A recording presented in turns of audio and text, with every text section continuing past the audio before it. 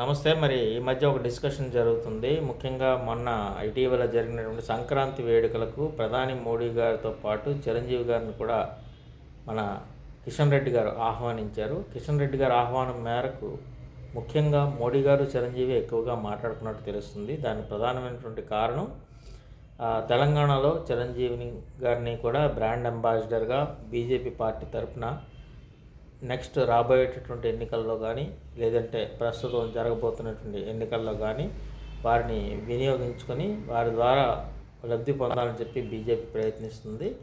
ఆంధ్రప్రదేశ్లో కూడా ప్రధానంగా మనకి పవన్ కళ్యాణ్ గారిని వెంట పెట్టుకొని బీజేపీ ఒక సహపార్టీగా కొనసాగుతున్న నేపథ్యంలో ఇక్కడ పవన్ కళ్యాణ్ గారిని, అక్కడ చిరంజీవి గారిని, ఇద్దరు అన్నదమ్ములకు 2 రాష్ట్రాలను కేటాయించినట్టయితే బీజేపీ బలం ఇంకా పెరుగుతుంది. దక్షిణాదిలోని వాళ్ళు కోల్పోతున్నటువంటి స్థానాలు, ముఖ్యంగా ఇతర పార్టీలు, ప్రాంతీయ పార్టీలు బలపడిన నేపథ్యంలో మరి ఇక్కడ సెలబ్రిటీల ద్వారా ఎలాగైనా కూడా తమ విజయాన్ని కాంక్షించాలని చెప్పి ప్రయత్నిస్తూ ఉన్నారు. ఆ సందర్భంలోనే మరోపక్క ఇటీవల అల్లు అర్జున్ జరిగినటువంటి సంఘటన దృష్ట్యా కూడా అల్లు అర్జున్ కూడా బీజేపీ పార్టీకి అనుకూలంగా వస్తారని చెప్పి వారు ఆశిస్తున్న తరుణంలో వారి కుటుంబం యావత్తు భారతీయ జనతా పార్టీతోటే ముందుకు నడుస్తుందని చెప్పి ప్రోత్సహిస్తూ ఆ దిశగా కూడా ముందుకు పావులు కదుపుతున్నట్టు తెలుస్తున్నది.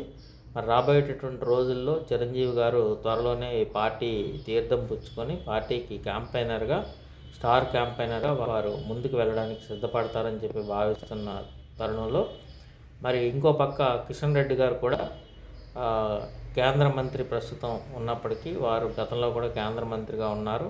వారు మ్యాక్సిమం చాలాసార్లు గెలుపొందిన నేపథ్యంలో సీనియర్ ప్రజాప్రతినిధిగా వారు కూడా బీజేపీ అధికారంలోకి వస్తే వారు సీఎం కావాలని చెప్పి మరో పక్క ఉంటున్న సందర్భంలో మరి చిరంజీవి గారిని, పవన్ కళ్యాణ్ గారిని వారు స్టార్ క్యాంపెయినర్లుగా ఉపయోగించుకోవడం ద్వారా వారికి ఏమి లాభం చేకూరుతుందంటే వారు డిప్యూటీ సీఎం క్యాడరు లేదా కేంద్ర మంత్రి క్యాడర్ వరకు వారు వెళ్ళడానికి అవకాశం ఉంటుంది. గతంలో కూడా చిరంజీవి గారు కేంద్ర మంత్రిగా కాంగ్రెస్ ప్రభుత్వంలో అప్పుడు విలీనం చేసినప్పుడు కేంద్ర మంత్రిగా వారు సేవలు అందించడం జరిగింది.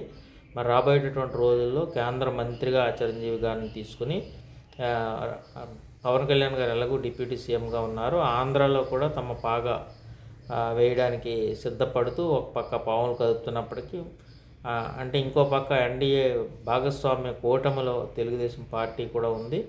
ఈ నేపథ్యంలో మరి తెలుగుదేశం పార్టీ వారికి ఇటువంటి ఇబ్బంది ప్రస్తుతానికి కలగకుండా ఇక్కడ బలపడడానికి మరో ప్రత్యామ్నాయాన్ని ఎన్నుకోవడం కోసం ఆ రకంగా ఆ దిశగా పావులు కదుపుతున్నారు. అయితే ఇంకో పక్క పవన్ కళ్యాణ్ గారిని ఎలాగైనా కూడా కూటమి నుంచి విడదీయడానికి బీజేపీ ద్వారా కూడా సహకరించడానికి మరోపక్క ప్రతిపక్ష పార్టీ వారు కూడా సిద్ధపడుతున్నారు.